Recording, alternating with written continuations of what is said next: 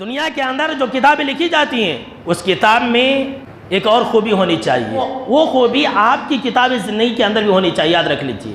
وہ کیا ہے کہ وہ جو کتاب ہے اس کتاب کے اندر جو باتیں لکھی گئی ہے، بھائی ٹاپک اچھا ہے لیکن اس کتاب کے اندر جو باتیں لکھی ہوئی ہیں اس کی لائنیں، اس کی سطریں، اس کا پیراگراف اچھا نہیں ہے تو کوئی پڑھے گا؟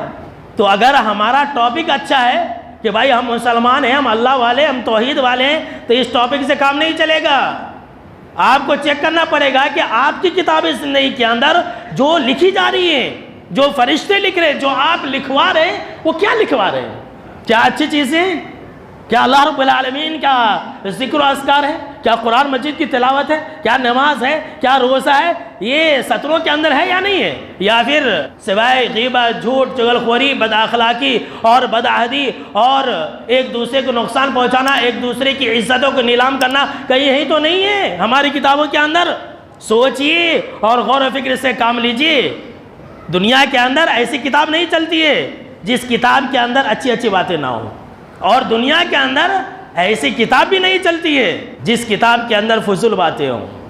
جی ہاں میرے دوستو، جس کتاب کے اندر بیکار باتیں ہوتی ہے نا، کوئی نہیں پڑھتا ہے، دیکھتا ہے بک اسٹال کے اوپر ہی چھوڑ دیتا ہے۔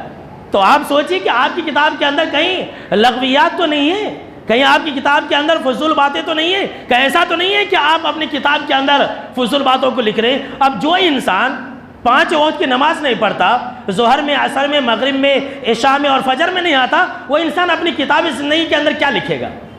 سوچ لیجئے، یہی تو لکھے گا، گالی گلوچ، واہیات، بیکار کی باتیں، یہی تو لکھے گا۔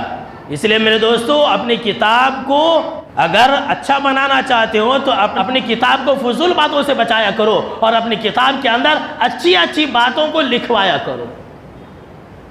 کیا آپ نے سنا نہیں کہ جناب محمد عربی صلی اللہ تعالیٰ علیہ وسلم نے فرمایا کہ ایک انسان جو ہے اپنی زبان سے ایک کلمہ نکالتا ہے، ایک جملہ نکالتا ہے، ایک بات نکالتا ہے، وہ انسان اس کو نہیں سمجھتا ہے، اس کے معنی و مفہوم کو نہیں جانتا، بس بول دیا ایسی، جی میں آیا بول دیا۔ بہت سارے بولتے نہیں، میرے من میں آیا بول دیا۔ تو جناب محمد عربی صلی اللہ تعالیٰ علیہ وسلم نے فرمایا کہ وہ انسان اس جملے کی وجہ سے جو زبان سے نکالا، جو اسی کتاب میں لکھی جا چکی ہے، اس جملے کے اور اس ورڈ کی ادا کرنے کی وجہ سے وہ انسان جہنم کے سب سے نچلے گڈھے کے اندر گر چکا ہوتا ہے۔ اللہ کی پناہ۔ کہیں آپ کی کتاب کے اندر ایسی بات تو نہیں ہے نا؟ چیک کر لیجئے۔ اور ایک انسان ہوتا ہے اپنی زبان سے کوئی ایسی باتیں نکالتا ہے جس کا معنی و مفہوم وہ انسان نہیں جانتا ہے، وہ انسان نہیں سمجھتا، لیکن وہ جملہ، وہ بات، وہ کلام اللہ کو راضی کرنے والی باتیں ہوتی ہیں جس کی وجہ سے وہ انسان جنت کی اعلیٰ درجے میں پہنچ جاتا ہے۔ سبحان اللہ۔ کیا آپ کی کتاب کے اندر ایسی باتیں ہیں؟